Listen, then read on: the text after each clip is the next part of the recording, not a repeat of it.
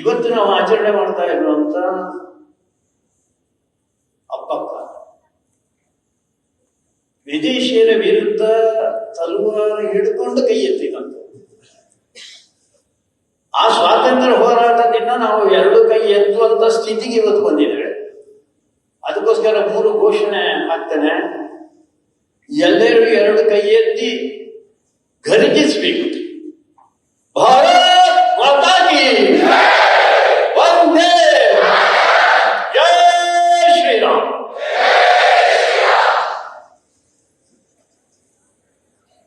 ಮತ್ತೊಮ್ಮೆ ಅಖಿಲ ಭಾರತ ವಿದ್ಯಾರ್ಥಿ ಪರಿಷತ್ತಿಗೆ ಅಭಿನಂದನೆ ಸಲ್ಲಿಸ್ತಾ ಇದ್ದೇನೆ. ಇವತ್ತಿನ ವಿದ್ಯಾರ್ಥಿ ಶಕ್ತಿಗೆ ನಿಜವಾದ ದೃಷ್ಟಿಕೋನ ಏನು ಕೊಡಬೇಕು ಅಂತ ಹೇಳುವಂತ ಹಿನ್ನೆಲೆಯಲ್ಲಿ ಕರ್ನಾಟಕ ದಕ್ಷಿಣದಲ್ಲಿ 2 ರಥಯಾತ್ರೆಗಳನ್ನು ಕೈಗೊಂಡಿದೆ. ಒಂದು ದಾವಣಗೆರೆ, ನಮ್ಮ ಕರ್ನಾಟಕದ ಭಾರಿ ಪ್ರಮುಖವಾದಂತಹ ಒಂದು ವಾಣಿಜ್ಯ ಕ್ಷೇತ್ರ ಕೂಡ ಬಂದಿದೆ. ಅಲ್ಲಿಂದ ಪ್ರಾರಂಭ ಆಗ್ತಾ ಇದೆ. ವೇದಿಕೆ ಮೇಲೆ 2 ಜನ ಗಣ್ಯರು ಭಾಷಣ ಮಾಡಿದ್ದಾರೆ. ಒಬ್ಬರು ವಿಜಯಲಕ್ಷ್ಮಿ ದೇಶಮಾನ್ಯ, ಅವರು ಪರಿಚಯ ಮಾಡಿಕೊಡ್ಬೇಕಾದ್ರೆ ಹೇಳಿದ್ರು, ನಾನೊಬ್ಬಳು ಸ್ಲಮ್ಮಿನಿಂದ ಬಂದವಳು ಅಂತ. ಸ್ಲಮ್ಮಿನಿಂದ ಬಂದಾದ ಮೇಲೆ ತನ್ನ ಬಣ್ಣವನ್ನು ಬದಲಿಸಬೇಕು ಅಂತ ಅವರಿಗೆ ಅನಿಸಿದೆ. ಸ್ಲಮ್ಮಿನ ಜನರಿಂದ ಹಿಡಿದು ಮೇಲಿನವರೆಗೆ ಸೇವೆ ಮಾಡಬೇಕು ಅಂತ ಯೋಚನೆ ಮಾಡಿ ಕಳೆದ ಅನೇಕ ದಶಕಗಳಿಂದ ಕ್ಯಾನ್ಸರ್ ಪೀಡಿತರಿಗೆ ತನ್ನನ್ನು ತಾನು ಸಮರ್ಪಣೆ ಮಾಡಿಕೊಂಡು ಅವರಿಗೆ ಪದ್ಮಶ್ರೀ ಪ್ರಶಸ್ತಿ ಕೊಟ್ಟಿದ್ದಾನೆ. ನನಗೆ ಅನಿಸಿದೆ, ಪದ್ಮಶ್ರೀ ಪ್ರಶಸ್ತಿಗೆ ಒಂದು ಗೌರವವನ್ನು ತಂದು ಕೊಟ್ಟ ಹಾಗೆ ಆಗಿದೆ.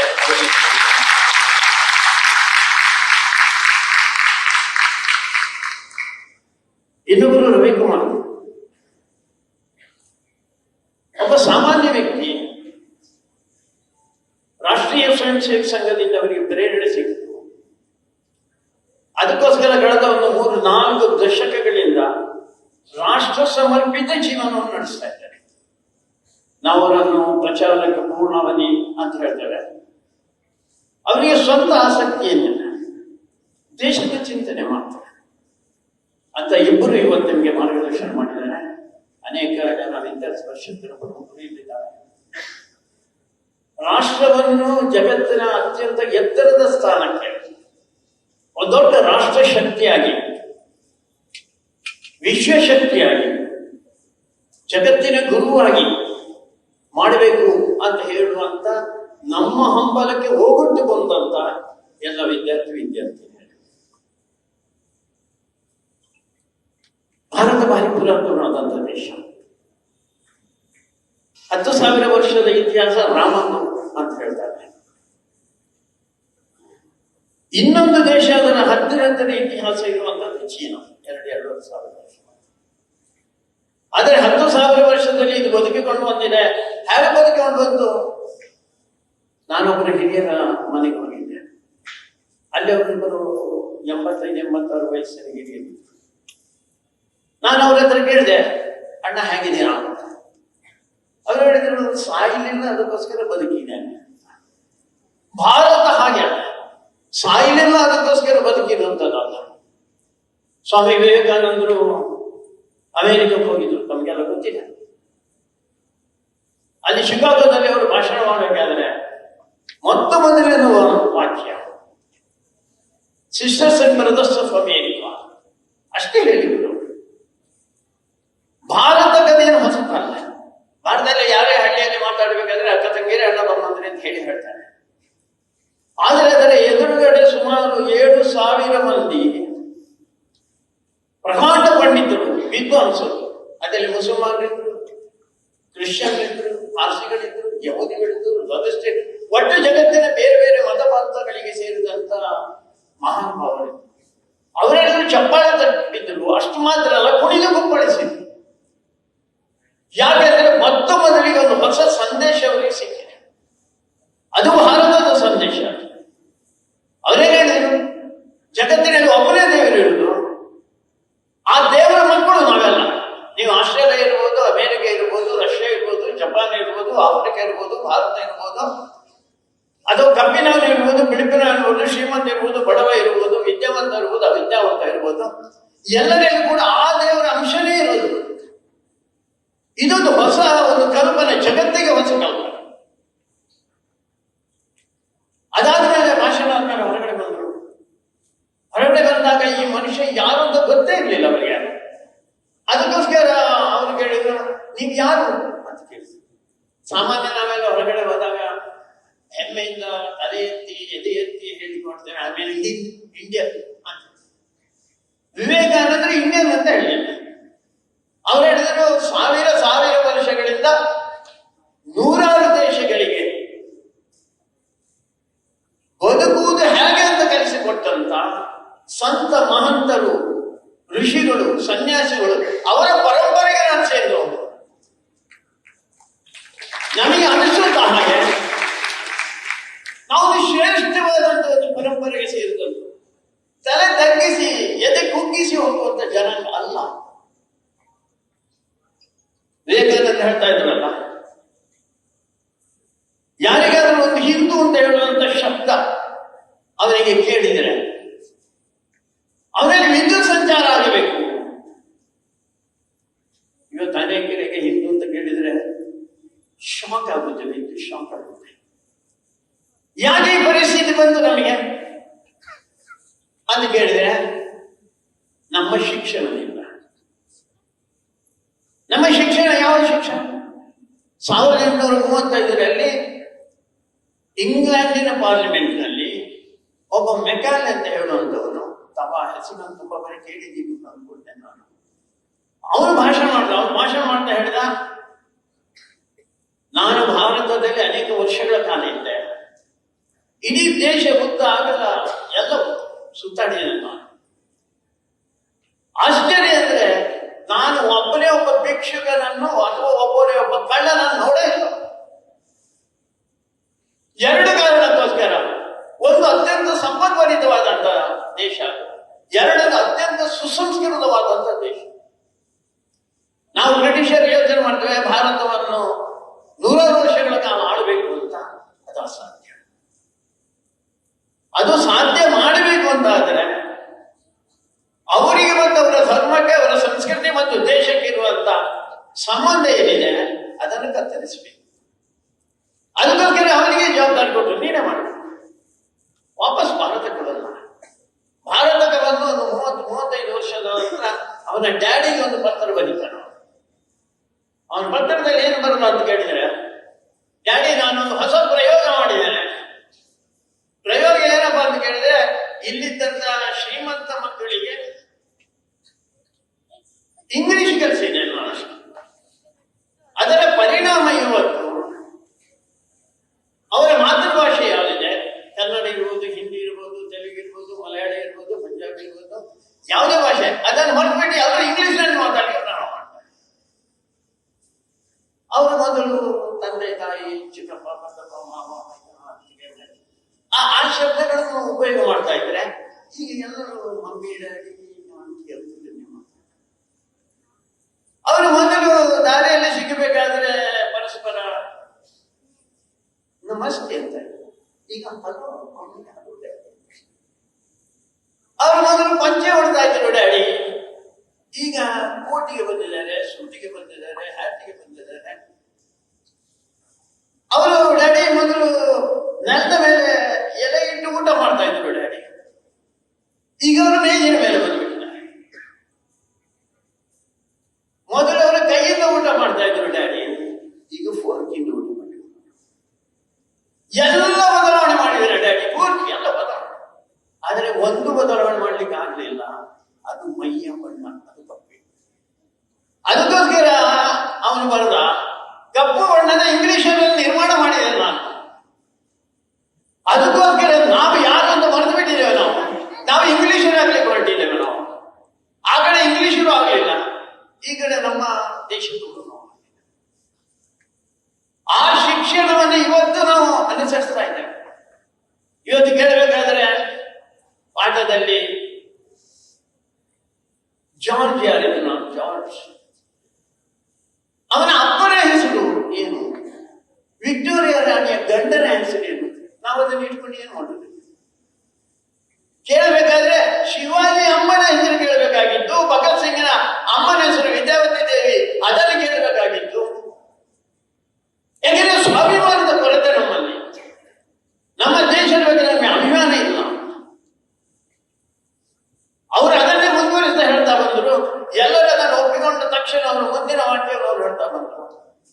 ಅಲ್ರಿ ಭಾರತ ಭಾರಿ ದೊಡ್ಡ ದೇಶ, ದೊಡ್ಡ ಹಿಂದೂ ಸಾಮ್ರಾಜ್ಯ ನಿರ್ಮಾಣ ಮಾಡಿದವರು ಅಂತೀರಾ?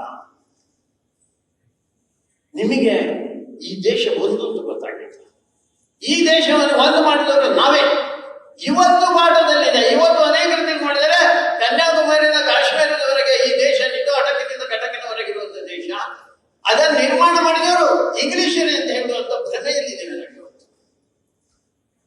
ಅವರು ಹೇಳಿದ ನಿಮಗೆ ಮಾನವೀಯತೆ ಗೊತ್ತಿತ್ತ? ಅದನ್ನು ಕಲಿಸಿದವರು ನಾವು. ಜಗತ್ತಿನಾದ್ಯಂತ ಅಮಾನವೀಯವಾದಂತ ರೀತಿಯಲ್ಲಿ ಎಲ್ಲರನ್ನು ಕೊಲೆ ಮಾಡಿರುವುದು, ಕಗ್ಗೊಲೆ ಮಾಡಿರುವಂತಹ ಜನಾಂಗ ನಮಗೆ ಹೇಳಿದ್ದು ಮಾನವೀಯತೆ ಗೊತ್ತಿದೆ. ಅವ್ರು ಹೇಳಿದ್ರು ನಿಮಗೆ ವಿಜ್ಞಾನ ಗೊತ್ತಿದೆಯಾ? ನಿಮಗೆ ವಿಮಾನ ಗೊತ್ತಿದೆಯಾ? ಗೊತ್ತಿಲ್ಲ. ರೈಲು ಗೊತ್ತಿದೆಯಾ? ಗೊತ್ತಿಲ್ಲ. ಪಟ್ಟೆ ಇಲ್ಲದ ರೈಲು ಬಿಟ್ಟರು ನಾವು ಅದನ್ನು ಒಪ್ಕೊಳ್ತಾ. ಜಗತ್ತಿನ ಮೊತ್ತ ಮೊದಲ ವಿಜ್ಞಾನಿ ಭಾರತೀಯರೇ. ಇವತ್ತು ಇಂಗ್ಲೆಂಡಿನ ಜನ, ನನ್ನೊಬ್ಬರು ಮಿತ್ರರು ಇಂಗ್ಲೆಂಡಿಗೆ ಹೋಗಿದ್ರು, ಅವರ ಮಗಳು ಆಕ್ಸ್ಫರ್ಡ್ ಯೂನಿವರ್ಸಿಟಿಯಲ್ಲಿ ಬಂದರು. ಅದಾದ ಮೇಲೆ ಆಕ್ಸ್ಫರ್ಡ್ ಯೂನಿವರ್ಸಿಟಿ ಅಧ್ಯಕ್ಷ ಆದ್ರು, ಮೊತ್ತ ಮೊದಲ ಭಾರತೀಯ ಹೆಣ್ಣು ಮಗಳು. ಅವಳು ನನಗೆ ಹೇಳಿದ್ರು, ಇವತ್ತು ಆಕ್ಸ್ಫರ್ಡ್ ಯೂನಿವರ್ಸಿಟಿಯಲ್ಲಿ ಕಾಲೇಜ್ ಇದೆ, ಆ ಕಾಲೇಜಿನಲ್ಲಿ ಹೇಳಿಕೊಡ್ತಾ ಇರುವಂತ ಇತಿಹಾಸದ ಪಾಠದಲ್ಲಿ ಜಗತ್ತೇ ಹೇಗಿದೆ ಅಂತ ಕೇಳಿದ್ರೆ ಎಲ್ಲ ಸಾಮಾನ್ಯವರು ಮಗುತ್ರ ಕೇಳಿದ್ರು ಕೂಡ ಭೂಮಂಡಲ ಅಂತ ಹೇಳಿದ್ರೆ ಪೂರ್ಣಾಗಿದೆ. ಆದರೆ ಆ ಇಂಗ್ಲೆಂಡಿನ ಶಾಲೆಯಲ್ಲಿ ಇವತ್ತು ಕೂಡ ಭೂಮಿ ಚಪ್ಪಟೆಯಾಗಿದೆ ಅಂತ ಹೇಳ್ತಾ ಇದ್ದಾರೆ. ಭೂಮಿ ಚಪ್ಪಟೆಯಾಗಿದೆ ಅಂತ ಹೇಳುವಂತ ಜನ ನಮಗೇನು ವಿಜ್ಞಾನ ಹೇಳ್ಕೊಟ್ಟಿದ್ರು? 1,300,000 ವರ್ಷಗಳ ಹಿಂದೆ ವರಾವೀರ ಆದಿಮಠ ಭೂಮಿ ಉರುಟಾಗಿದೆ, ಅದರ ಸುತ್ತಳತೆ ಎಷ್ಟು, ಅದರ ವ್ಯಾಸ ಎಷ್ಟು, ಅದೆಲ್ಲವನ್ನೇ ತಿಳಿಸಿಕೊಟ್ಟವರು. ಈ ನಾಳೆ ಚಂದ್ರಗ್ರಹಣ, ಈ ದೇಶದ ಚಂದ್ರಗ್ರಹಣ ಸೂರ್ಯಗ್ರಹಣ ನಿನ್ನೆಯಿಂದ ಪ್ರಾರಂಭ ಆಗಿದೆ. ಟಿವಿಯಲ್ಲಿ ಪತ್ರಿಕೆಯಲ್ಲಿ ಬರಲಿಕ್ಕೆ ಪ್ರಾರಂಭ ಆಗಿದೆ. ಅದು ಎಲ್ಲಿ ಎಷ್ಟು ಕಾಣುತ್ತೆ, ಏನಾಗುತ್ತೆ, ಅದರ ಪರಿಣಾಮಗಳು ಏನಾಗುತ್ತೆ ಅಂತ ನೀವು ನಿಮ್ಮ ಮನೆಯಲ್ಲಿ ಹೋಗಿ ಒಂದು ಪಂಚಾಂಗ ಅಂತ ಇದೆ ನೋಡಿ. ಆ ಪಂಚಾಂಗದಲ್ಲಿ ಇವತ್ತಲ್ಲಿ 10 ವರ್ಷದ ನಂತರ ಹೇಗಾಗುತ್ತೆ, ಏನು ಎಲ್ಲ ಪರಿಣಾಮ ಎಲ್ಲ ಬರಬೇಕಿಲ್ಲ. ಆದರೆ ಅವನನ್ನು ಇವತ್ತಿನವರೆಗೆ ನಾವು ಒಬ್ಬ ವಿಜ್ಞಾನಿ ಅಂತ ಕರೀಲಿಲ್ಲ, ಒಬ್ಬ ಗ್ರೇಟೆಸ್ಟ್ ಮ್ಯಾಥಮೆಟಿಷಿಯನ್ ಅಂತ ಕರೀಲಿಲ್ಲ. ಅತ್ಯಂತ ಕ್ಲಿಷ್ಟಕರವಾದ ಕಷ್ಟಕರವಾದ ಒಂದು ಲೆಕ್ಕ ಗಣಿತ. ನಮ್ಮ ದೇಶದಲ್ಲಿ ಅಂತವರು 100 ಜನ ಇದ್ದಾರೆ. ನಾವು ಬೇಕಾದ್ರೆ ಶಿಕ್ಷಣದಲ್ಲಿ ಮರ್ತು ಬಿಟ್ಟಿದ್ದೇವೆ. ಅದಕ್ಕೋಸ್ಕರ ವಿದ್ಯಾರ್ಥಿ ಪರಿಷತ್ತು ಯೋಚನೆ ಮಾಡ್ತಾ ಇದೆ, ರಾಷ್ಟ್ರೀಯ ಸ್ವಯಂ ಸೇವಕ ಸಂಘದ ಪ್ರೇರಣೆಯಿಂದ ಮೆಘಾಲಯ ಶಿಕ್ಷಣ. ಅದರ ದುರ್ಗದಿಂದ ನಮಗೆ ಸ್ವಾತಂತ್ರ್ಯ ಬಂತು. ಭಾರಿ ದುಃಖದಿಂದ ನೋವಿನಿಂದ ನಾವು ಸ್ವಾತಂತ್ರ್ಯ ಪಡೆದಿರುವಂಥದ್ದು. ಯಾಕೆಂದ್ರೆ ನಾವು ಯಾರು ಅಂತ ಗುರುತು ಇಲ್ಲದ ಕಾರಣ. ನಮ್ಮ ದೇಶ ವಿಭಜನೆ 1947 ಆಗಸ್ಟ್ 14-15 ಮಧ್ಯರಾತ್ರಿ ನಮ್ಮ ದೇಶ ತುಂಡಾಯಿತು, ಪಾಕಿಸ್ತಾನ ನಿರ್ಮಾಣ ಆಯಿತು. ಅವತ್ತಿಂದ ಇವತ್ತಿನವರೆಗೆ ಕೊಲೆಗಡಿದವರು ಪಾಕಿಸ್ತಾನಿಗಳು, ಪಾಪಿಗಳು. ಯಾಕೆಂದ್ರೆ ನಮ್ಮ ಇನ್ಫೀರಿಯಾರಿಟಿ ಕಾಂಪ್ಲೆಕ್ಸ್, ನಾವು ಯಾರಂತ ಗೊತ್ತಿಲ್ಲ ನಮಗೆ. ಅದಕ್ಕೋಸ್ಕರ ನಾವು ಅದನ್ನು ಕಲ್ತ್ಕೊಂಡೆವು. ಸ್ವಾತಂತ್ರ್ಯ ಬಂದ ಮೇಲೆ ಆದ್ರೂ ನಾವು ನಮ್ಮ ರೀತಿಯ ಒಂದು ಶಿಕ್ಷಣವನ್ನು ಕೊಡ್ಲಿಕ್ಕೆ ಪ್ರಾರಂಭ ಮಾಡಿದ್ವಿ. ಈ ಮೊದಲನೇ ಒಂದು 5-6 ಜನ ರಾಷ್ಟ್ರೀಯ ಶಿಕ್ಷಣ ಮಂತ್ರಿಗಳನ್ನು ನೀವು ನೋಡಿದ್ರೆ ಗೊತ್ತಾಗುತ್ತೆ. ಮೌಲಾನಾ ಆಜಾದ್ನಿಂದ ಪ್ರಾರಂಭ ಮಾಡುತ್ತೆ. ಒಂದೊಂದು ಎಲ್ಲರೂ ಗಮನಿಸಿ. ಅದಕ್ಕೋಸ್ಕರ ಪ್ರಾರಂಭದಲ್ಲಿ ಮೆಘಾಲಯ ಶಿಕ್ಷಣ ಸ್ವಲ್ಪ ಬದಿಗೆ ಸರಿದ ಮೇಲೆ ಮಹಮ್ಮದೀಯ ಶಿಕ್ಷಣ ಬಂತು. ಮಹಮ್ಮದೀಯ ಶಿಕ್ಷಣ ಸ್ವಲ್ಪ ಬದಲಾದ ಮೇಲೆ ಇವರು ಕಮ್ಯುನಿಸ್ಟರ ಪ್ರೇರಣೆಯಿಂದ ಮಾರ್ಕ್ಸ್ ಶಿಕ್ಷಣ ಬಂತು.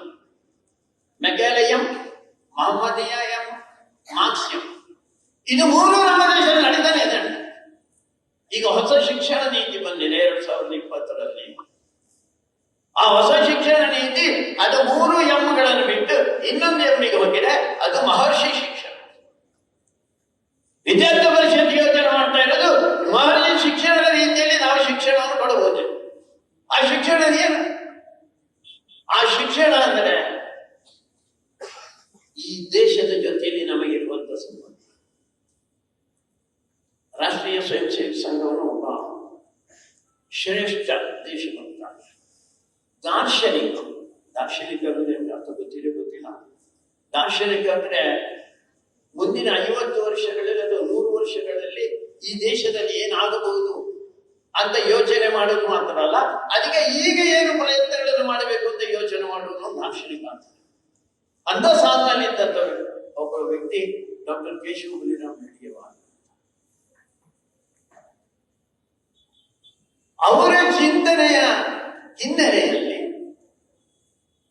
ಅವರು ಹೇಳಿದರು, ಈ ದೇಶದಲ್ಲಿ ನಾವ್ಯಾರಿದ್ದೇವೆ, ನಾವೇ ಈ ದೇಶದ ಮಕ್ಕಳು. ಅವ್ರು ಹೇಳ್ತಾ ಇದ್ರು ಹಿಂದೂ ಹಿಂದೂ ಅಂತ ಹೇಳ್ತಾ ಇದ್ರು. ಅನೇಕ ಬಾರಿ ಅವರು ಹಿಂದೂ ರಾಷ್ಟ್ರ ಅಂತ ಹೇಳ್ತಾ ಇದ್ರು. ಅನೇಕರು ಪ್ರಶ್ನೆ ಮಾಡ್ತಾ ಇದ್ರು, ಅಲ್ರಿ ಹಿಂದೂ ಹಿಂದೂ ಅಂತ ಹೇಳುವಾಗ ಯಾರು 1925. ಆವಾಗ ಅವ್ರು ಹೇಳಿದ್ರು, ನೀವು ಹೇಳ್ತೀರೋ ಬಿಡ್ತೀರೋ ಗೊತ್ತಿಲ್ಲ, ನಾನು ಡಾಕ್ಟರ್ ಕೇಶವ ಬಲಿರಾಮ್ ಹೆಡ್ಗೇವಾರ್ ಹೇಳ್ತೇನೆ, ನಾನೊಬ್ಬ ಹಿಂದೂ, ಮತ್ತೆ ಇದು ಹಿಂದೂ ರಾಷ್ಟ್ರ. ಯಾಕೆ ಹಿಂದೂ ರಾಷ್ಟ್ರ ಅಂತ ಕೇಳಿದ್ರೆ, ಬಹುಸಂಖ್ಯಾತ ಹಿಂದೂಗಳಿದ್ದೇವೆ ಅಂತ ಮಾತ್ರ ಅಲ್ಲ, ಒಂದು ಚಿಕ್ಕ ಮಗು ಹಿಂದೂ ಇದ್ರೂ ಕೂಡ ಇದು ಹಿಂದೂ ರಾಷ್ಟ್ರ. ಕಾರಣ ಏನಪ್ಪಾ ಅಂದ್ರೆ, ಹಿಂದೂ ಮತ್ತು ಹಿಂದೂ ದೇಶ ಇದರ ಮಧ್ಯದಲ್ಲಿ ಅವಿನಾಭಾವ ಸಂಬಂಧ ಇದೆ. ಈ ಸಂಬಂಧವನ್ನು ಅವತ್ತು ನಾನು ಹೇಳ್ದಲ್ಲ, ಆಗ ನಾನು ಹೇಳ್ದಲ್ಲ, ಮೆಗಾಲೆ ಅದನ್ನು ತುಂಡರಿಸುವಂತ ಪ್ರಯತ್ನ ಮಾಡಿದ, ನಾವು ಮತ್ತೆ ಅದನ್ನು ಜೋಡಿಸುವಂತ ಒಂದು ಪ್ರಯತ್ನ ಮಾಡ್ತೇವೆ. ಈ ಭೂಮಿ ಅಂದ್ರೆ ಏನು? ಬರೀ ಕಲ್ಲು ಮಣ್ಣು ಗಿಡ ಮರ ಅಷ್ಟೇನ? ಇದರಲ್ಲಿ ಜೀವಂತಿಗೆ ಇದೆ. ಈ ಭೂಮಿಯನ್ನು ವರ್ಣನೆ ಮಾಡುವಾಗ ಬಂಕಿಂಚಂದ್ರವರು ಹೇಳ್ತಾರೆ, ಈ ಭೂಮಿ ಅಂದ್ರೆ ಯಾರು, ನೀನು ಯಾರು ತಾಯಿ ಅಂತ ಹೇಳ್ಬೇಕಾರೆ, ನೀನೇ ನನ್ನ ಧರ್ಮ, ನೀನೇ ನನ್ನ ಮರ್ಮ, ನೀನೇ ನನ್ನ ಕೈಯಲ್ಲಿರುವಂತ ಶಕ್ತಿ, ನೀನೇ ನನ್ನ ಹೃದಯದಲ್ಲಿರುವಂತ ಭಕ್ತಿ. ನನಗೇನಾದ್ರೂ ಒಂದು ಸ್ವಲ್ಪ ಪುಟಿಕಾಸು ಆಗಿದ್ದಿದ್ರೆ ಅದು ನಿನ್ನ ಲಕ್ಷ್ಮಿಯ ರೂಪದಿಂದ, ನನಗೇನಾದ್ರೂ ಸ್ವಲ್ಪ ಚಿಂತನೆ ಮಾಡುವಂತ ಶಕ್ತಿ ಬಂದಿದ್ದಿದೆ ಅದು ಸರಸ್ವತಿ ರೂಪದಿಂದ. ಆದ್ರೆ ನಮ್ಮ ಮೇಲೆ ಆಕ್ರಮಣ ಆದಾಗ ನೀನು ಬರೇ ಲಕ್ಷ್ಮೀ ಸರಸ್ವತಿಯಾಗಿ ಕೂತ್ಕೊಳ್ಳಿಲ್ಲ, ನೀನ್ ದುರ್ಗೆ ಆದಿ, ಚಂಡಿ ಆದಿ, ಚಾಮುಂಡಿ ಆದಿ, ರಾಜರಾಜೇಶ್ವರಿ. ಈ ಭೂಮಿಯನ್ನು ಹಾಗೆ ಯೋಚನೆ ಮಾಡಿದವರು. ಈ ಭೂಮಿಯಲ್ಲಿ ಒಂದು ಆಧ್ಯಾತ್ಮಿಕ ಶಕ್ತಿ ಇದೆ, ಒಂದು ಅತ್ಯಂತ ಪ್ರೇರಣೆ ಕೊಡುವಂತ ತಾಯಿಯ ಶಕ್ತಿ ಇದೆ ಈ ದೇಶ. ಅದಕ್ಕೋಸ್ಕರ ಈ ದೇಶವನ್ನು ನಾವು ಹಾಗೆ ನೋಡಿದ್ದು. ಈ ದೇಶದಲ್ಲಿ ಕಲ್ಲಿದೆ, ಯಾರೋ ಒಂದಷ್ಟು ಜನ ಕಲ್ಲು ಹೊಡೆಯುವಂತ ಪ್ರಯತ್ನ ಮಾಡ್ತಾರೆ, ಮೆರವಣಿಗೆ ಮೇಲೇನು, ಮನೆ ಮೇಲೇನು, ವಾಹನಗಳ. ನಾವು ಹಾಗೆ ಯೋಚನೆ ಮಾಡಿಲ್ಲ. ಪ್ರತಿಯೊಂದು ಕಲ್ಲಲ್ಲಿ ಕೂಡ ದೇವರನ್ನು ನೋಡುವಂತವ್ರು. ನದಿಯ ನೀರನ್ನು ಬರೀ ನೀರು, ಅದು ಯಾರಾದ್ರೂ ವಿಜ್ಞಾನದ ವಿದ್ಯಾರ್ಥಿ ಅವನ ಕಡೆ H2O ಅಂತ ಹೇಳಿಬಿಡುದು. ನಾವು ಹೇಳಿದ ನಾವು ಅದನ್ನು ತೀರ್ಥ ಅಂತ ಹೇಳಿದ್ವಿ. ಅಕ್ಟೋಬರ್ದ ಕೊನೆಯ ಸಂದರ್ಭದ 15ನೇ ತಾರೀಕು ಸಾಮಾನ್ಯ ಕಾವೇರಿಯಲ್ಲಿ ಕಾವೇರಿ ಉದ್ಭವ ಅಂತ ಒಂದು ಕಾರ್ಯಕ್ರಮ ಆಗುತ್ತೆ. ಆ ಸಂದರ್ಭದಲ್ಲಿ 1000 ಜನ ಹೋಗ್ತಾರೆ, ದೊಡ್ಡ ದೊಡ್ಡ ವ್ಯಕ್ತಿಗಳು, ರಾಜಕೀಯದವರು ಎಲ್ಲರೂ ಹೋಗ್ತಾರೆ. ಆ ಚಿಮ್ಮುವ ಹೊತ್ತಿನಲ್ಲಿ, ಕಾವೇರಿ ಚಿಮ್ಮುವ ಹೊತ್ತಿನಲ್ಲಿ ಒಂದು ಬಿಂದು ನನ್ನ ತಲೆಗೆ ಬಿದ್ದರೆ ಸಾಕು, ಮೈಗೆ ಬಿದ್ದರೆ ಸಾಕು, ನಾನು ಪುಣ್ಯವನ್ನು ಮಾಡಿದ್ದೇನೆ ಎಂದು ಯೋಚನೆ ಮಾಡ್ತೇನೆ. ಅದಕ್ಕೋಸ್ಕರ ಗಂಗೆಯಿಂದ ತುಂಗೆಯವರೆಗೆ ಎಲ್ಲ ನದಿಗಳು ನಮಗೆ ಪವಿತ್ರ ತಾಯಿ ರೂಪದಲ್ಲೇ ನಾವು ನೋಡಿದ್ದೇವೆ. ಈ ಭೂಮಿಯಲ್ಲಿ ಇರುವಂತ ಹಸುಗಳು ಅದು ನಮಗೆ ತಾಯಿಯೇ. ಯಾಕಂದ್ರೆ ತಾಯಿಯ ಎದೆ ಹಾಲು ಮುಗಿದ ನಂತರ ಜೀವನ ಪೂರ್ತಿ ನಮ್ಮನ್ನು ಬದುಕಿಸಿದಂತದ್ದಿದ್ರೆ ಅದು ಹಸು. ಅದಕ್ಕೋಸ್ಕರ ಅದು ಗೋ ಮಾಡ್ತೇವೆ, ಅದಕ್ಕೋಸ್ಕರ ಗೋ ಪೂಜೆ ಮಾಡಿ. ಇನ್ನು ಕೊನೆಗೆ ಹೆಣ್ಣು ಮಕ್ಕಳಿದ್ದಾರೆ. ನಮಗೆ ಹೆಣ್ಣು ಮಕ್ಕಳಿಗೆ ನಾವು ಹಾಗೆ ಇರಬೇಕು ಅಂತ ನಮ್ಗೆ ಗೊತ್ತಿಲ್ಲ. ನಾವೆಲ್ಲ ಪಾಶ್ಚಿಮಾತ್ಯ ಜಗತ್ತನ್ನು ನೋಡ್ತಾ ಇದ್ದೇವೆ. ಆದರೆ ನಮ್ಮ ಹೆಣ್ಣು ಮಕ್ಕಳು ಹೇಗಿದ್ರು ಅಂತ ಹೇಳೋದಕ್ಕೆ ಉದಾಹರಣೆ ಅಪ್ಪ. ಸರಳ ಸಜ್ಜನಿಕೆಯ ಒಂದು ರೂಪ. ನೀವು ಆ ಭಾವಚಿತ್ರದಲ್ಲಿ ನೋಡ್ತೀರ, ಬಿಳಿ ಬಟ್ಟೆಯನ್ನು ಉಂಟು, ಸೀರೆಯನ್ನು ಉಂಟು. ಸೀರೆಯನ್ನು ಉಟ್ಟವಳು ಯುದ್ಧ ಮಾಡಿದವಳು, ಸರ್ವಸಾಮಾನ್ಯರ ಜೊತೆಗೆ ಸೇವೆಯನ್ನು ಮಾಡಿ ಅವರಿಗೋಸ್ಕರ ಬದುಕಿ ಸ್ವಂತಕ್ಕೋಸ್ಕರ ಏನು ಯೋಚನೆ ಮಾಡಿದೆ, ದೇಶವನ್ನೇ ಕಣ್ಣ ಮುಂದೆ ಇಟ್ಕೊಂಡು. ಯಾರು ವಿದೇಶಿಯರು ಬರ್ತಾರ ಅವರನ್ನು ಒಳಗೆ ನುಗ್ಗಲಿಕ್ಕೆ ಬಿಡೋಲ್ಲ ಅಂತ, ನುಗ್ಗುವಂತ ಜಾಗ ಅದು ಕರಾವಳಿ ಭಾಗ. ಅದಕ್ಕೋಸ್ಕರ ಅದರ ಒಳಗೆ ನುಗ್ಗಲಿಕ್ಕೆ ಬಿಡೋಲ್ಲ. ನಾನು ಅವಳಿಗೆ ಕಪ್ಪ ಕೊಟ್ಟಿದ್ದೇನೆ, ರಾಯಲ್ಟಿ ಕೊಟ್ಟಿದ್ದೇನೆ, ರಾಜಧಾನ ಕೊಟ್ಟಿದ್ದೇನೆ, ಸಮಸ್ಯೆನೇ ಇರ್ಲಿಲ್ಲ ಅವಳು.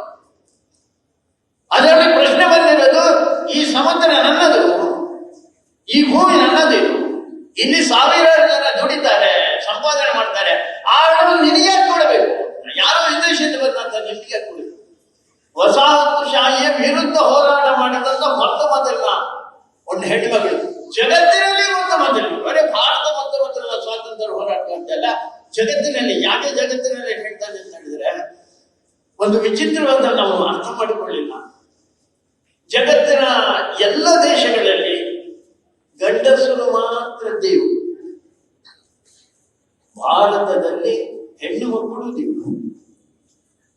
ನಾವು ದೇವರ ರೂಪದಲ್ಲಿ ಹೆಣ್ಣನ್ನು ನೋಡ್ತಾ ಇದ್ದೇವೆ. ನಾವು ಅದಕ್ಕೋಸ್ಕರ ನಮ್ಮ ಮೊದಲ ಶಬ್ದನೇ ಮಾತೃ ದೇವೋಭವ. ಇನ್ಯಾವುದೇ ದೇವರನ್ನು ನಾವು ಪೂಜೆ ಮಾಡಲಿಲ್ಲ, ತಾಯಿಯನ್ನೇ ನಾವು ಪೂಜೆ ಮಾಡಿದ್ವಿ. ಅದಕ್ಕೋಸ್ಕರ ತಾಯಿಯನ್ನು ದೇವರು ಅಂತ ಕಂಡ, ಹೆಣ್ಣನ್ನು ದೇವರು ಅಂತ ಕಂಡ ಅಂತ ಒಂದು ಚಿಂತನೆ ಅದು ಮಾಡೋದು. ಎರಡನೇದು, ಜಗತ್ತಿನ ಯಾವುದೇ ದೇಶದಲ್ಲಿ ಹೆಣ್ಣು ಮಗಳು ದೇಶಕ್ಕೋಸ್ಕರ ಹೋರಾಟ ಮಾಡಲಿಲ್ಲ. ಇಲ್ಲೆಲ್ಲ ಅಪ್ಪಕ್ಕಂತ ಚಿತ್ರ ವೇಷಗಳನ್ನು ಧರಿಸಿ ಬಂದಿದ್ದಾರೆ. ಮನೆಗೆ ಹೋಗುವನ ಅಥವಾ ಕಿತ್ತೂರು ರಾಣಿ ಚೆನ್ನಮ್ಮನದು, ಝಾನ್ಸಿ ರಾಣಿದ್ದು ವೇಷವನ್ನು ಧರಿಸಿ ಬಂದಿದ್ದಾರೆ. ಸಾವಿರಾರು ಜನ ಈ ದೇಶದ ಸ್ವಾತಂತ್ರ್ಯಕ್ಕೋಸ್ಕರ ಹೋರಾಟ ಮಾಡಿದ ಹೆಣ್ಣು ಮಕ್ಕಳ ಇತಿಹಾಸ ಇದೆ. ತಿಳ್ಕೊಂಡಿದ್ದೀರಾ? ಭಾರಿ ದೊಡ್ಡ ಪ್ರಮಾಣದಲ್ಲಿ ಹೆಣ್ಣು ಮಕ್ಕಳು ಇವತ್ತು ಬಂದಿದ್ದಾರೆ. ವಿಷಯ ನನಗೆ, ನಾನು ಇರುವುದು ಈ ದೇಶದ ಸಂಸ್ಕೃತಿಯನ್ನು, ಸಂಸ್ಕಾರವನ್ನು, ಈ ಧರ್ಮವನ್ನು, ಈ ಮೌಲ್ಯಗಳನ್ನು ಮುಂದಿನ ಪೀಳಿಗೆಗೆ ರವಾನೆ ಮಾಡೋದಕ್ಕೋಸ್ಕರ. ನನಗೆ ಒಂದು ಜೀವನದಲ್ಲಿ ಒಂದು ಉದ್ದೇಶ, ನನ್ನ ಹುಟ್ಟು ಆಗಿರುವಂತದ್ದೇ ಒಂದು ಉದ್ದೇಶಕ್ಕೋಸ್ಕರ. ಮರೆತು ಬಿಟ್ಟಿದ್ದೇವೆ. ಪ್ರತಿಯೊಬ್ಬರ ಜೀವನದ ಉದ್ದೇಶ ಒಂದಿರುತ್ತೆ. ಆ ಉದ್ದೇಶಕ್ಕೋಸ್ಕರ ಬದುಕುವಂತದ್ದಿದೆಯಲ್ಲ, ಅದುವೇ ಸಂತೋಷ. ಯಾರು ನೆನಪು ಇಟ್ಕೊಳ್ತಾರೆ ಅಂತ ಕೇಳಿದ್ರೆ, ಇಲ್ಲೇನೋ ಮಜಾ ಮಾಡಿದ, ಹಣ ಮಾಡಿದ, ಯಾವ್ದೊಂದು ಕಾರ್ಯಕ್ರಮ ಮಾಡಿದ, ಅಥವಾ ಇನ್ನೊಂದೇನೋ ಮಾಡಿದ, ಯಾವ್ದೊಂದು ರಾಜಕೀಯ ವ್ಯಕ್ತಿಯನ್ನು ಹೋದ, ಅವನನ್ನು ನೆನಪಿಟ್ಕೊಳ್ಳೋದು ಈ ದೇಶದಲ್ಲಿ ನೆನಪಿಟ್ಕೊಳ್ಳೋದು ಯಾರು ಸೇವಾ ಭಾವನೆಯಿಂದ ಸಮಾಜಕ್ಕೋಸ್ಕರ ಕೆಲಸ ಮಾಡಿದ್ರು ಅಂತವರನ್ನು ಮಾತ್ರ ನೆನಪು. ಅದಕ್ಕೋಸ್ಕರ ಸನ್ಯಾಸಿ ಪರಂಪರೆ ನಮ್ಮ ಎಲ್ಲವನ್ನು ತ್ಯಾಗ ಮಾಡಿ ದೇಶಕ್ಕೋಸ್ಕರ ಬದುಕುವಂತ ಜನ. ಅದಕ್ಕೋಸ್ಕರ ಹಬ್ಬಕ್ಕೆ ನಾನು ಯೋಚನೆ ಮಾಡ್ತಾ ಇರುವಂತದ್ದು ಅವರು ರಾಣಿ ಅಂತ ಹೇಳುವಂತ ಹಿನ್ನೆಲೆ ಇಲ್ಲಲ್ಲ, ದೇಶಕ್ಕೋಸ್ಕರ, ಸಮಾಜಕ್ಕೋಸ್ಕರ ಏನನ್ನು ಅರ್ಪಣೆ ಮಾಡಿ ದೇಶಕ್ಕೋಸ್ಕರ ರಕ್ಷಣೆ, ದೇಶದ ಧರ್ಮ ಸಂಸ್ಕೃತಿ ರಕ್ಷಣೆ ಮಾಡಿ ಅಂತ ಒಂದು ದೊಡ್ಡ ಪರಂಪರೆಗೆ ನಾವು ಸೇರಬಹುದು. ಈ ಪರಂಪರೆಯನ್ನು ನೆನಪು ಮಾಡಿಕೊಳ್ಳೋದು ಇವತ್ತಿನ ರಥಯಾತ್ರೆ. ಸ್ವಾತಂತ್ರ್ಯ ಪಡೆದೇ ನಾವು ಸ್ವಾತಂತ್ರ್ಯ ಉಳಿಸಿಕೊಳ್ಳುವಂತ ಸ್ಥಿತಿಯಲ್ಲಿದ್ದೇವೆ. ನಮ್ಮದೇ ಜನ ಅಧಿಕಾರಕ್ಕೆ ಬಂದ ಒಂದು ಹಂತದಲ್ಲಂತೂ 50 ವರ್ಷಗಳ ಹಿಂದೆ ನಮ್ಮದೇ ಜನ ಅಧಿಕಾರದಲ್ಲಿ ಕೂತಂತವ್ರು ಕೂಡ ನಮ್ಮ ಸ್ವಾತಂತ್ರ್ಯ ತೆಗೆದುಬಿಟ್ಟು ತುರ್ತು ಪರಿಸ್ಥಿತಿ, ಇಂದಿರಾ ಗಾಂಧಿ ಅವರು ತಂದಂತ ತುರ್ತು ಪರಿಸ್ಥಿತಿಯಲ್ಲಿ ನಾವು ಎಲ್ಲ ಸ್ವಾತಂತ್ರ್ಯ ಕಳ್ಕೊಂಡಿದ್ವಿ. ಅದರ ವಿರುದ್ಧ ಹೋರಾಟ ಮಾಡಿದ್ದು ಸಂಘದ, ರಾಷ್ಟ್ರೀಯ ಸ್ವಯಂ ಸೇವಕ ಸಂಘದ ನೇತೃತ್ವದಲ್ಲಿ ಇಡೀ ದೇಶದ ಜನರ ವಿರುದ್ಧ ಹೋರಾಟ. ಮತ್ತೊಮ್ಮೆ ನಮಗೆ ಸ್ವಾತಂತ್ರ್ಯ ಸಿಕ್ಕಿದೆ. ಈ ಸ್ವಾತಂತ್ರ್ಯ ಉಳಿಸ್ಕೊಳ್ತೇವೆ ನಾವು. ಒಂದು ಕಡೆಯಲ್ಲಿ ಜಿಹಾದಿ ವ್ಯಕ್ತಿಗಳು ನಮ್ಮ ಮೇಲೆ ಆಕ್ರಮಣ ಮಾಡ್ತಾ ಇದ್ದಾರೆ. ಲವ್ ಜಿಹಾದಿನ ಹೆಸರಿನಲ್ಲಿ, ಗೋ ಜಿಹಾದಿನ ಹೆಸರಿನಲ್ಲಿ, ಭೂ ಜಿಹಾದಿನ ಹೆಸರಿನಲ್ಲಿ ಆಕ್ರಮಣ ಮಾಡ್ತಾ ಇದ್ದಾರೆ. ವಿದೇಶಿ ಪಾದ್ರಿಗಳು ಮತಾಂತರ ಮಾಡುವಂತ ಒಂದು ಕೆಲಸವನ್ನು ಮಾಡ್ತಾ ಇದ್ದಾರೆ. ಕಮ್ಯುನಿಸ್ಟ್ ಚಿಂತಕರು, ನಕ್ಸಲ್ಸ್ ಇವತ್ತು ನಾಡಿನಲ್ಲಿ ಇಲ್ಲ, ನಾಡಿಗೆ ಬಂದಿದ್ದಾರೆ. ಇವತ್ತು ಹೇಳ್ತಾ ಇದ್ದೀವಿ ನಕ್ಸಲ್ಸ್ ಇವತ್ತು ನಾಡಿನಲ್ಲಿ ಅಧಿಕಾರದ ಸ್ಥಾನದಲ್ಲಿ ಇದ್ದಾರೆ. ತಮಿಳುನಾಡಿನ ಮುಖ್ಯಮಂತ್ರಿ ಮತ್ತು ಮಂತ್ರಿಮಂಡಲ ಈ ಧರ್ಮವನ್ನೇ ನಾಶ ಮಾಡ್ಬೇಕು, ಹಿಂದೂ ಧರ್ಮವನ್ನೇ ನಾಶ ಮಾಡ್ಬೇಕು ಅಂತ ಹೇಳಿ ಕರ್ನಾಟಕದಲ್ಲಿ ಇದ್ದಂಥವ್ರು ಹೇಳ್ತಾರೆ ಹಿಂದೂ ಅಂದ್ರೆ ಅಸಹ್ಯ. ಇದನ್ನು ನಾಶ ಮಾಡೋದಕ್ಕೋಸ್ಕರ ಯಾವ ರೀತಿಯ ಶಿಕ್ಷಣವನ್ನು ಕೊಡಬೇಕಾ ಆ ರೀತಿಯ ಶಿಕ್ಷಣವನ್ನು ಕೊಡುವಂತ ಒಂದು ಪ್ರಯತ್ನವನ್ನು ಮಾಡ್ತಾ ಇದ್ದಾರೆ. ಅದಕ್ಕೋಸ್ಕರ ಇವತ್ತು ನಾವು ಪಡೆದಂತ ಲಕ್ಷಾಂತರ ಜನರ ಬಲಿದಾನದ ಹಿನ್ನೆಲೆಯಲ್ಲಿ ಪಡೆದಂತ ಈ ಭಾರತವನ್ನು ಉಳಿಸಿಕೊಳ್ತೇವೆ ನಾವು. ಈ ಸವಾಲು ನಮ್ಮನ್ನೇ. ಅದಕ್ಕೋಸ್ಕರ ಅವ್ರು ಹೇಳಿದ್ರು, ನಾವು ಯಾರು ಈ ದೇಶವನ್ನು ಉಳಿಸಿಕೊಳ್ಳುವಂತ ಬಿಸಿ ರಕ್ತದ ಚುರುಕು ಬುದ್ಧಿಯ ವ್ಯಕ್ತಿಗಳು ನಾವಿದ್ದೇವೆ. ನಾವೇನಾದ್ರೆ ದೇಶಕ್ಕೋಸ್ಕರ ಸಮರ್ಪಣೆ ಮಾಡುವಂತ ಚಿಂತನೆಯನ್ನು ಮಾಡಬೇಕು. ನನ್ನ ಜೀವನದಲ್ಲಿ ದೇಶ ಮೊದಲು, ಆಮೇಲೆ ನೇಷನ್ ಫಸ್ಟ್.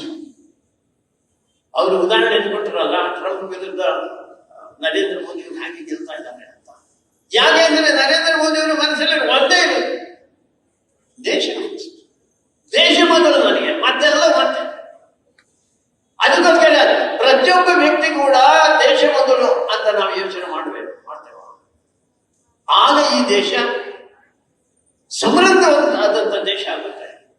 ಎಲ್ಲರಿಗೂ ಸುಖ ನೆಮ್ಮದಿ ಅದಾಗುತ್ತೆ, ಸಿಗುತ್ತೆ ಅಂತ ಹೇಳುವ ದೃಷ್ಟಿಯಿಂದ ಇವತ್ತಿನ ಪೀಳಿಗೆ ಯೋಚನೆ ಮಾಡುತ್ತೆ. ರಾಷ್ಟ್ರೀಯ ಸ್ವಯಂ ಸೇವಕ ಸಂಘಕ್ಕೆ 100 ವರ್ಷ ಈ ಚಿಂತನೆಯನ್ನು ಮತ್ತೊಮ್ಮೆ ಪ್ರಚುರಪಡಿಸಿದಂತ ಕಾರ್ಯ ಸಂಘವಾಗಿರುತ್ತದೆ. ಈ ಬಾರಿ ಒಂದು 5 ಕಾರ್ಯಕ್ರಮಗಳನ್ನು ತಗೊಂಡಿದ್ದೀವಿ. ಪಂಚ ಪರಿವರ್ತನೆ ಅಂತ ಕೆಲಸ. ಒಂದನೇದು, ಇವತ್ತು ನಮ್ಮ ದೇಶವನ್ನು ಒಡೆಯುವಂತ ಶಕ್ತಿಗಳಿದಲ್ಲ, ಅವರ ಜಾತಿ ಹೆಸರಿನಲ್ಲಿ, ಮತಗಳ ಹೆಸರಿನಲ್ಲಿ ನಮ್ಮನ್ನು ಒಡೆಯುವಂತ ಪ್ರಯತ್ನ ಮಾಡ್ತಾರೆ. ದಯವಿಟ್ಟು ಯಾವುದೇ ಜಾತಿ ಆಧಾರದಲ್ಲಿ ಬದುಕನ್ನು ನಿರ್ವಹಣೆ ಮಾಡಿ. ಜಾತಿ ಬೇಕು, ಜಾತಿ ವೈಷಮ್ಯ ಏನಿದೆ ಅದನ್ನು ತೆಗೆದುಹಾಕೋಣ. ಆ ಜಾತಿ ಶ್ರೇಷ್ಠ, ಈ ಜಾತಿ ಕನಿಷ್ಠ, ಆ ಜಾತಿಯವರು ಹೊರಗಡೆ, ಈ ಜಾತಿಯವರು ಒಳಗಡೆ ಯೋಚನೆ ಮಾಡಿ. ಹೊರಗಡೆ ಇದ್ದಂತ ಸಮಾಜದವರು ಎಂತ ಶ್ರೇಷ್ಠ ಕೆಲಸ ಮಾಡಿ. ಅದಕ್ಕೋಸ್ಕರ ಇಡೀ ಹಿಂದೂ ಸಮಾಜ ಒಂದು ಅಂತ ನಾವು ಯೋಚನೆ ಮಾಡ್ತೇವ. ಎರಡನೇದು, ನಮ್ಮ ಕುಟುಂಬ ಶಿಥಿಲ ಆಗ್ತಾ ಇದೆ. ನಾನು ಸುದೀರ್ಘವಾಗಿ ಅದನ್ನೇ ಹೇಳ್ಕೊಳ್ತೇನೆ. ಆ ಸುದೀರ್ಘ ಕುಟುಂಬ ಯಾವುದಿದೆ ಅದು ಸಣ್ಣ ನಿರುಕ್ರಿಯ ಕುಟುಂಬ ಅಂತ ಆಗ್ತಾ ಇದೆ. ಆ ಕುಟುಂಬವನ್ನು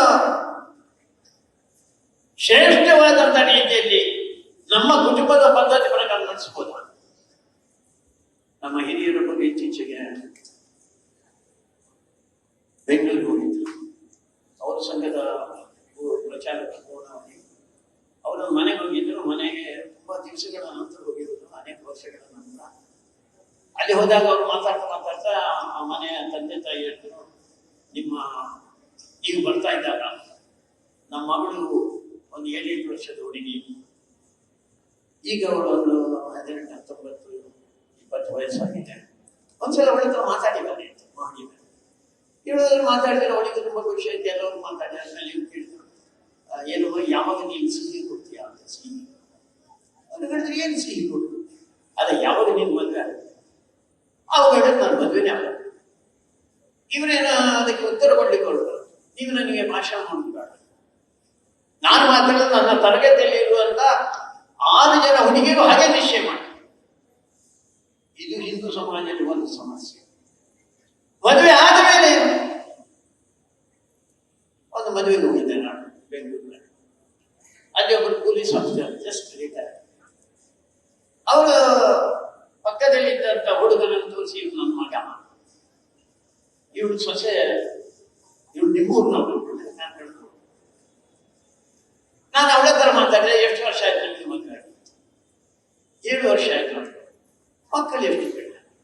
ಇಬ್ರು ಮುಖ ನೋಡಿ ನನಗೆ ಅಂದ್ರೆ ಆಗದೇ ಇದ್ದದಲ್ಲ, ಬೇಡ ಅಂತ ನಾನು. ನೀವು ಮದುವೆ ಆಗಿರೋದು ಯಾಕೆ?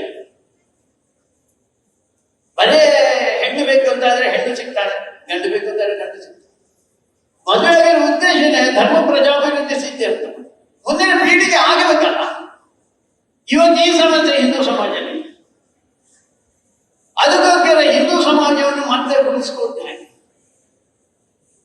ಹಿಂದೂ ಸಮಾಜದಲ್ಲಿ ಸಂಖ್ಯೆ ಇಲ್ಲ ಅಂತ ಇದ್ರೆ ಈ ದೇಶ ಮತ್ತೆ ಪಾಕಿಸ್ತಾನ ಆಗುತ್ತೆ. ಇದೊಂದು ಪ್ರಜಾಪ್ರಭುತ್ವದ ದೇಶ. ಇದು ಸಂಖ್ಯೆ ಆಧಾರದ ಮೇಲೆ ನಾನೇನು ಹೇಳ್ಬೇಕಂತೀನಿಲ್ಲ. ಇಲ್ಲಿದ್ದಂತ ಎಲ್ಲರಿಗೂ ಗೊತ್ತಿದೆ ದಾವಣಗೆರೆ ಸ್ಥಿತಿ.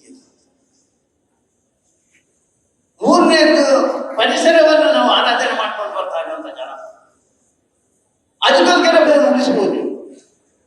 4ನೇದು, ನಮ್ಮ ವರ್ತನೆ ಸಮಾಜದ ಮಧ್ಯೆ ಆಗಿದೆ. ನಾಗರಿಕ ಶಿಷ್ಟಾಚಾರ.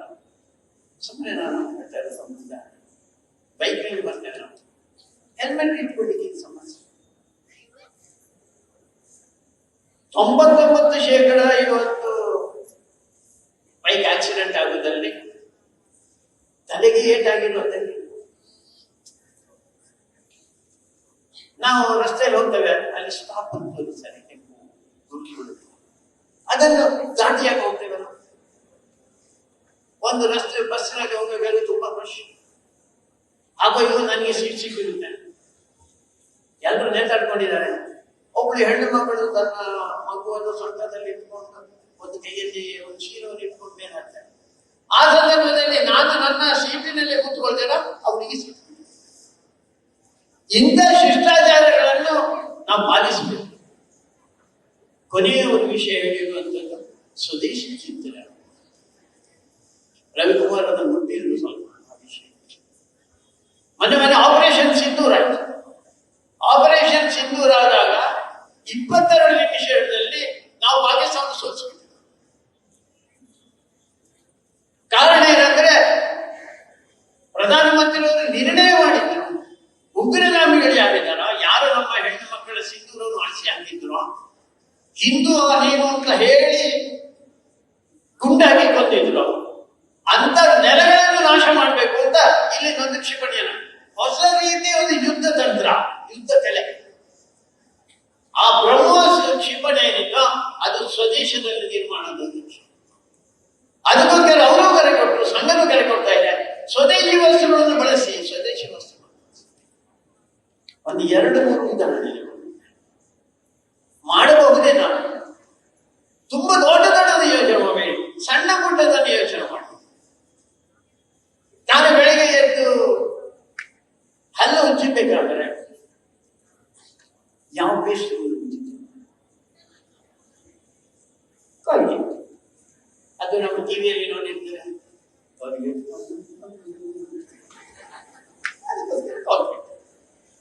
ಕಾಲ್ಗೇಟ್ ಪೆಪ್ಸೋಡೇಟ್ ಅಂತ ನೀವೇನು ರೂಪಾಯಿ ಮಾಡಿದ್ರೆ 60 ರೂಪಾಯಿ ಕೊಟ್ಟರೆ 52 ರೂಪಾಯಿ ವಿದೇಶಕ್ಕೆ ಹೋಗುತ್ತೆ.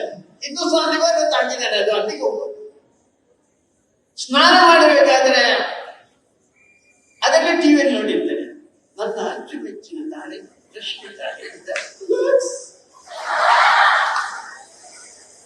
ಅವಳು ಹೇಳಿದವಳು ಇರುವ ಅವಳ ಲಾಭಕ್ಕೋಸ್ಕರ, ಹಣಕ್ಕೋಸ್ಕರ ಅವಳು ಹೇಳಿದ್ರು. ನೀವು 1,00,000 ರೂಪಾಯಿ ಮಾಡಿದರೆ, 2,00,000 ರೂಪಾಯಿ ಮಾಡಿದರೆ, ಹಮಾಮ್ ರೂಪಾಯಿ ಮಾಡಿದರೆ ಮತ್ತೆ 75% ವಿದೇಶಕ್ಕೆ ಹೋಗುತ್ತೆ. ನಮಗೆ ಮಾರ್ಗವಿದೆ, ಮೈಸೂರು ಸಾಂಡಲ್ ಇದೆ, ಅದನ್ನು ಉಪಯೋಗ ಮಾಡ್ಬೋದಲ್ಲ. ಹಿಟ್ಟುಗಳು ನಮ್ಮದೇ ಉಪಯೋಗ ಮಾಡ್ಬೋದಲ್ಲ. ಚಪ್ಪಲಿ ಹಾಕಬೇಕಾದ್ರೆ ವಿದೇಶಿ ಚಪ್ಪಲಿ ಹಾಕಬೇಕು, ಊಟ ಹಾಕಬೇಕಾದ್ರೆ ಬಾಟನೇ ಯಾಕೆ ಹಾಕಬೇಕು? ನಾನು ಹೇಳಿದ್ರೆ ನೀವು ಅದನ್ನು ಕೊಟ್ಟರೆ ಹಳ್ಳಿಯಲ್ಲಿದ್ದ ಒಬ್ಬ ವ್ಯಕ್ತಿ ಬದುಕ್ತಾನೆ, ಆ ಹಣ 100ಕ್ಕೆ 100 ನಮ್ಮದೇ ಉಳಿಯುತ್ತೆ, ಆ 100ಕ್ಕೆ 100 ಸಿಕ್ಕಿರೋದು ನಮಗೆ ಸಿಗುತ್ತೆ. ಕನ್ನಡದ ಅಭಿಮಾನಿಗಳು ನಾಡ್ದು ನವೆಂಬರ್ 1ನೇ ತಾರೀಕಿಗೆ ಮೆರವಣಿಗೆ. ಎಷ್ಟು ಜನ ಇದರಲ್ಲಿ ಕನ್ನಡದಲ್ಲಿ ಸಹಿ ಹಾಕ್ತೀರಾ? ಕೈ ಎತ್ತೀರಾ? ಕನ್ನಡದಲ್ಲಿ ಸಹಿ ಹಾಕೋದು 1, 2, 3, ಒಂದು 600-700 ಜನ ಇದ್ದೀರಾ. ಹುಡುಗಿಯರು ಯಾರಾದ್ರೂ ಅಲ್ಲಿ ಕೈ ಎತ್ತೀರಾ? ಸಂತೋಷ. ಅಲ್ಲಿ ಎತ್ತಿ ಒಂದು 3-4 ಜನ. ಕನ್ನಡದ ಅಭಿಮಾನ ಅಷ್ಟೇ ಇರೋದಾ? ಮತ್ತೆ ಕಪ್ಪು ಬಣ್ಣದ ಇಂಗ್ಲಿಷಿನ ಹಾಕ್ಲಿಕ್ಕೆ ಹೋಗ್ತೀವಿ ನಾವು. ಅದಕ್ಕೊಂದು ಇಂಗ್ಲಿಷ್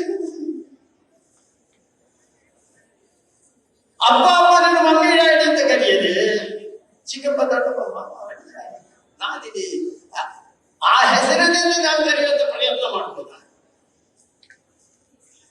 ನೀವಲ್ಲ. ಆದರೂ ನಾನು ಹೇಳಿದ್ದು, ಮನೆಯಲ್ಲಿ ಹೆಂಡತಿಯನ್ನು ಪರಿಚಯ ಮಾಡಿಕೊಡ್ಬೇಕಾದ್ರೆ